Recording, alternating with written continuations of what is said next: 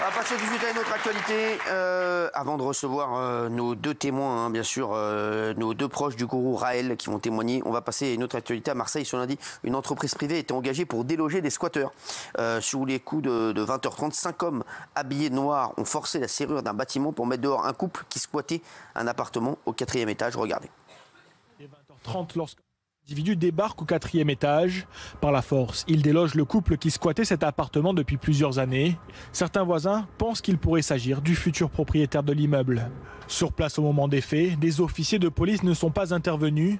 Surprenant, car la démarche est pénalement répréhensible. Pour rappel, les expulsions sauvages sont passibles en France d'une peine de 3 ans de prison et 25 000 € d'amende. Alors, je voudrais remercier Philippe d'être avec nous. Merci Philippe, vous êtes le lanceur d'alerte de cette affaire, victime de squat vous aussi. On a Zora qui est habitante de l'immeuble, victime de squat. Merci Zora, merci d'être là. Et Bilal, vous êtes le gardien de l'immeuble, victime d'agression.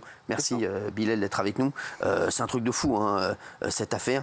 Est-ce que vous pouvez nous raconter, vous comprenez, parce qu'il y a des sociétés maintenant privées qui émergent de plus en plus pour virer les squatteurs. Mais est-ce que vous pouvez nous raconter votre histoire Déjà, ça a commencé en 2019. Il y a eu un premier appartement qui a été squatté. Ensuite, un deuxième, un troisième, un quatrième. À ce jour, le plus ancien, il a 2 ans. Et il mène la vie dure à tous les locataires et on n'en peut plus. Donc, on se fait agresser. Notamment, moi, j'ai eu 14 fois le véhicule endommagé, crevaison, vitres cassées. Donc, j'ai dû créer un groupe de locataires. Donc on a créé un groupe, on s'entraîne entre nous et à ce jour, on se fait agresser, on se fait violenter. Donc ça devient très très compliqué pour nous. Qu'est-ce qui s'est passé de cette histoire? 5 hommes habillés de noir ont forcé la serrure d'un bâtiment pour mettre en dehors un couple. Ça, je pense pas que c'est dans notre... oui. Voilà. Nous, on fait partie du village méditerranéen. Nous, on subit des agressions de squatteurs. Donc là, on a notamment Zora qui s'est retrouvée à l'intérieur de chez elle avec un homme qui a forcé la serrure. Donc dans la nuit, elle dormait paisiblement et un homme est rentré et a forcé la serrure. Donc dites-vous bien, c'est une dame qui vit seule avec ses enfants. Donc on trouve un homme à la maison. Racontez-nous, il s'est passé quoi, Zora? Mais en fait, dans la nuit je sais plus. Bon, c'est pas grave. Je me rappelle plus la date, excusez-moi.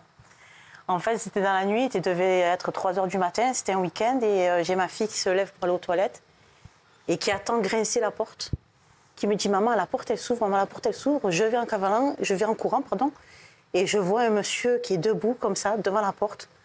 Donc je panique, je commence à crier et tout, il se met à courir, il s'en va. Moi, j'ai paniqué, j'ai pris mes enfants, j'ai laissé la porte ouverte, je suis montée chez mes parents, qui sont dans le quartier nord aussi. Je suis restée 1 semaine, j'ai laissé mon appartement comme ça. Je reviens et là, vendredi dernier, le 9 février, pareil, on essaye de forcer la porte. Bon, le temps que je préviens et tout, on a déjà bien forcé ma porte. Du coup, là, je sors plus, je reste chez moi. Mes enfants, ils vont plus à l'école. J'ai pris ma commode que j'avais dans la chambre, que je mets devant la porte pour coincer la porte. Mon salon, mon fauteuil contre les fenêtres. Enfin, voilà, quoi, je vis plus. Je suis...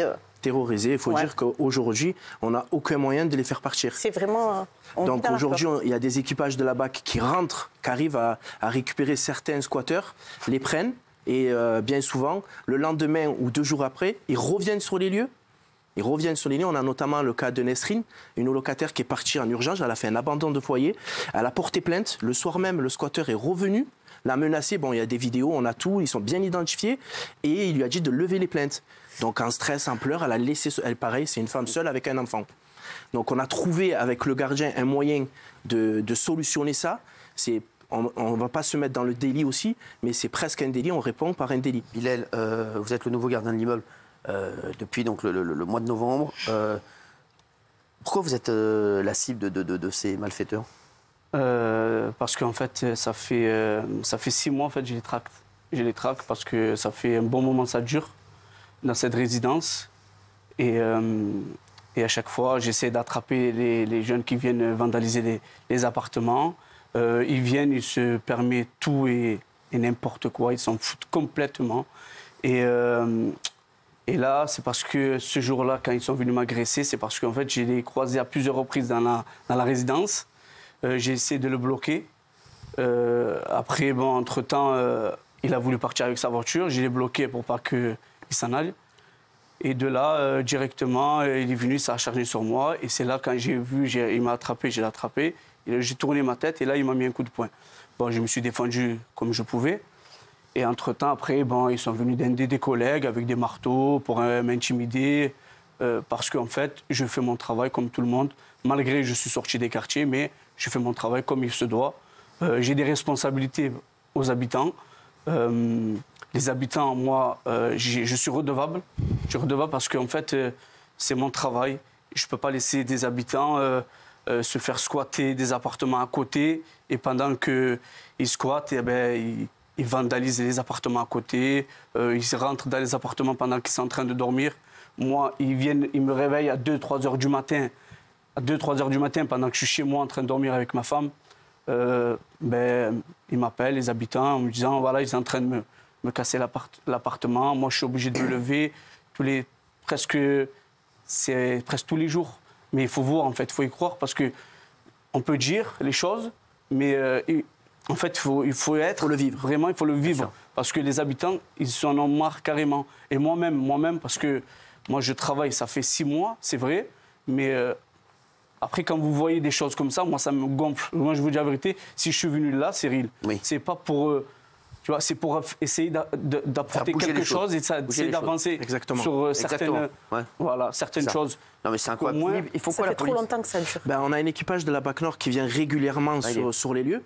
Oui. Mais malheureusement, les individus sont relâchés par la suite. C'est ça. Ou ils donnent des fausses identités, ou on n'arrive pas à les retrouver. Mais les policiers ne peuvent pas s'en sortir. Ouais, ils n'arrivent pas, je pense pas qu'on leur donne les moyens. Ils vont les incarcérer, ils vont ressortir 2 jours après. Vous savez, c'est la justice Gilles Verdez.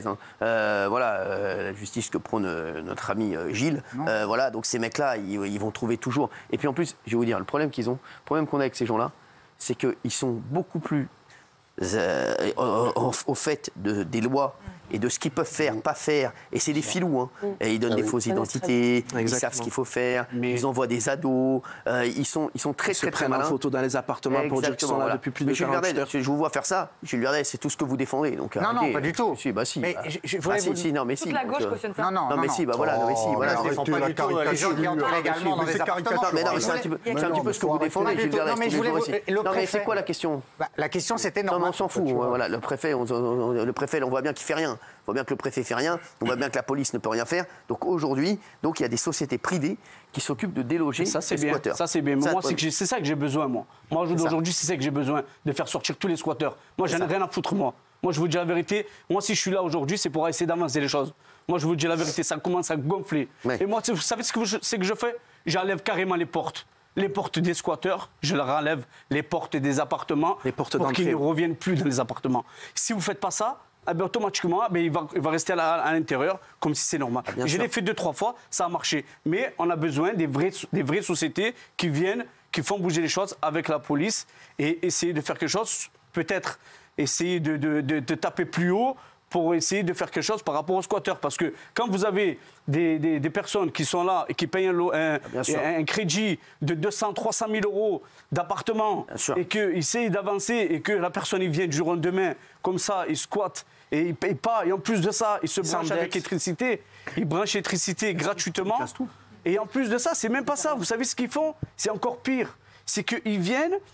Ils rentrent dans l'appartement, ils cassent l'appartement et après de casser l'appartement, ils relouent l'appartement. Ça veut dire que c'est du trafic. C'est du trafic, ça. C'est une bande organisée. Le problème, c'est qu'il n'y a pas un problème de police, il y a un problème de justice. On le voit. On le voit dans tout. Écoutez, dans tous les témoignages qu'on a ici, tous les jours, on voit qu'il y a un problème. Mais on voit que ça ne bouge pas du tout.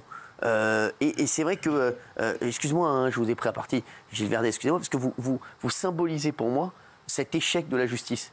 Voilà, je vous le dis, non mais c'est ça. Donc, et on vous défendiez encore tout à l'heure, ou hier, je ne sais plus, vous défendiez encore l'indéfendable.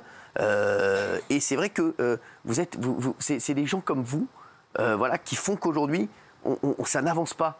Quand on voit ces gens dans cette détresse, parce qu'aujourd'hui, il faut qu'il y ait des lois beaucoup plus dures. C'est ce qu'on dit en fait aujourd'hui. C'est ce qu'on disait encore, c'est pas la police, c'est la justice. Les policiers, je vous l'ai dit, combien de fois j'ai vu des potes policiers qui m'ont dit, Cyril, qu'est-ce qu'on va aller prendre des risques à se faire chier, à aller chercher des gars pour que 24 heures après, ils soient dehors et qu'on va encore aller les rechercher la semaine prochaine. Exactement. À un moment, on reste dans le camion à manger des sandwichs. Alors, ils le font quand même, hein. Ils le font une fois, 2 fois, 3 fois. Puis à un moment, les mecs, ils baissent les bras, ils disent on se fout de notre gueule. On se fait chier, aller chercher des mecs, ils sont relâchés 24 heures après. Et du coup, on a peur parce qu'ils nous menacent comme une dame qu'on a menacée parce qu'elle a porté plainte. On l'a menacée, ouais, je vais venir, je vais te violer, tout ça, nanani. Je vais revenir, on n'a rien à perdre. Du coup, on n'a rien à perdre. Nous, on a tout à perdre. On peut même pas se reloger. Aujourd'hui, moi, j'ai quitté mon foyer. Ouais. J'ai ma femme avec mes enfants qui sont dans l'appartement. Moi, je me suis relogé ailleurs parce qu'aujourd'hui, on est traumatisé, on n'arrive pas. Quand on rentre, on se fait suivre. Notamment, tu ne l'as pas spécifié, mais tu t'es fait agresser 2 fois. Ouais, ils lui ont cassé son véhicule en un espace de 6 mois. Moi, je suis à l'intérieur depuis 2018. Donc, j'ai créé un groupe de résidents et notamment, je ne vais pas dire je les fais chier, mais je les embête. Et on se fait agresser tous les jours. Tous les jours, c'est des crevages de pneus. J'ai changé 3 fois de véhicule, 14 fois le véhicule vandalisé. J'ai quitté le logement. C'est ce qu'on disait. C'est à un moment, les mecs, ils font justice eux-mêmes. Et après, ça on va en parler dans un instant. On va parler des sociétés privées maintenant. Qui sont chargées, vous vous rendez compte, de déloger les squatteurs. Regardez où on en est arrivé. Non, mais pour vous dire, non, mais vous vous rendez compte ou pas où on en est en 2024. Non, mais